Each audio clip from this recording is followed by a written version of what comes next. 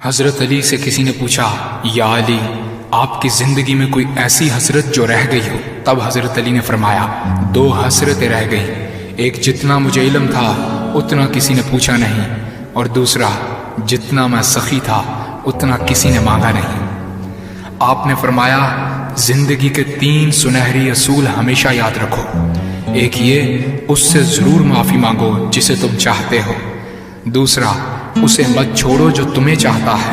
تیسرا یہ، اس سے کچھ نہ چھپاؤ جس پر تم اعتبار کرتے ہو۔ آپ نے فرمایا، دوست سے سنبھل کر دوستی کرو، ہو سکتا ہے وہ کسی دن تمہارا دشمن بن جائے، اور دشمن سے سنبھل کر دشمنی کرو، ہو سکتا ہے وہ کل تمہارا دوست بن جائے۔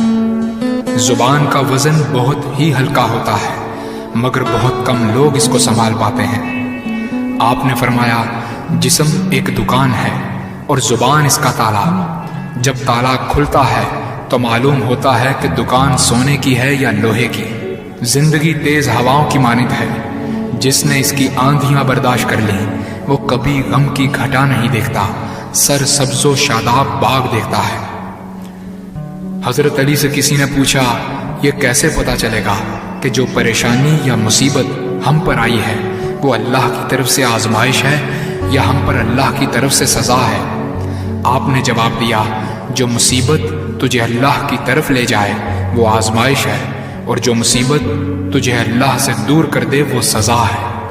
حضرت علی کے پاس ایک یہودی آیا اور کہا، میں نے سنا ہے کہ آپ مسلمان جب عبادت کرتے ہو تو وسوسے اور خیالات آتے ہیں، جبکہ ہم عبادت کرتے ہیں تو ہمیں نہیں آتے۔ حضرت علی نے جواب میں فرمایا، اگر ایک گھر فقیر کا ہو اور ایک گھر امیر کا تو چور کہاں جائے گا؟ یہودی نے کہا، امیر کے گھر میں۔ حضرت علی نے فرمایا، تبھی تو شیطان ان کو ستاتا ہے جن کے دل میں اللہ ہو۔ جن کے دل میں اللہ کی محبت نہیں ہوتی وہاں شیطان کا کیا کام؟ آپ نے فرمایا، جب تمہاری جان کو خطرہ ہو تو صدقہ دے کر جان بچاؤ، اور جب تمہارے دین کو خطرہ ہو تو جان دے کر دین بچاؤ۔ آپ نے فرمایا، یہ زندگی 2 دن کی ہے، ایک تمہارے حق میں اور دوسرا تمہارے مخالف۔ جس دن تمہارے حق میں ہو اس دن غرور مت کرنا، اور جس دن تمہارے مخالف ہو اس دن صبر کرنا۔ کسی کی مدد کرتے وقت اس کے چہرے کی طرف مت دیکھو، ہو سکتا ہے اس کی شرمندہ آنکھیں تمہارے دل میں غرور کا بیج بو دیں۔ 3 چیزیں ایمان کو تباہ کر دیتی ہیں، امیروں کی محفل، عورتوں کی صحبت اور جاہلوں سے بحث۔ حضرت علی نے فرمایا، جانور میں خواہش اور فرشتے میں عقل ہوتی ہے، مگر انسان میں اللہ پاک نے دونوں رکھی ہیں۔ اگر وہ عقل دبا لے تو جانور، اگر خواہش کو دبا لے تو فرشتے کی مانند ہو جاتا ہے۔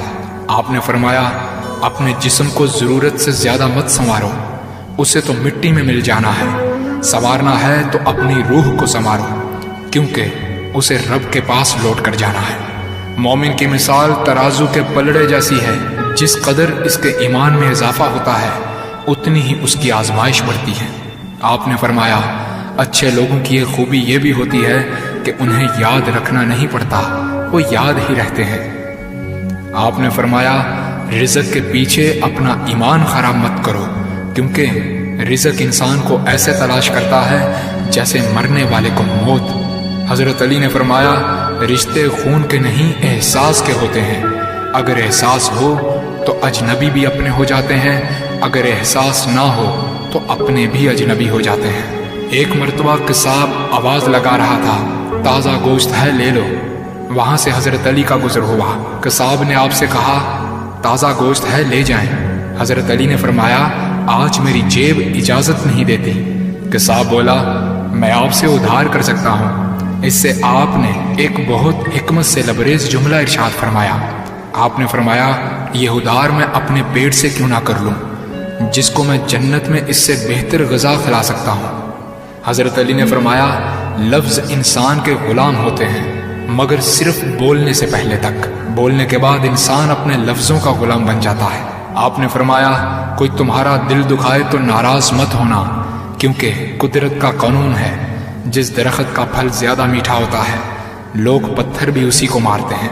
آپ نے فرمایا، کسی کا عیب تلاش کرنے والے کی مثال اس مکھی جیسی ہے جو سارا خوبصورت جسم چھوڑ کر صرف زخم پر بیٹھتی ہے۔ آپ نے فرمایا اچھا دوست چاہے کتنا برا بن جائے کبھی اس سے دوستی مت توڑنا، کیونکہ پانی چاہے کتنا بھی گندا ہو آگ بجھانے کے ضرور کام آتا ہے۔ آپ نے فرمایا زندگی کے ہر موڑ پر صلح کرنا سیکھو، کیونکہ جھکتا وہی ہے جس میں جان ہوتی ہے، اکڑنا تو مردے کی پہچان ہوتی ہے۔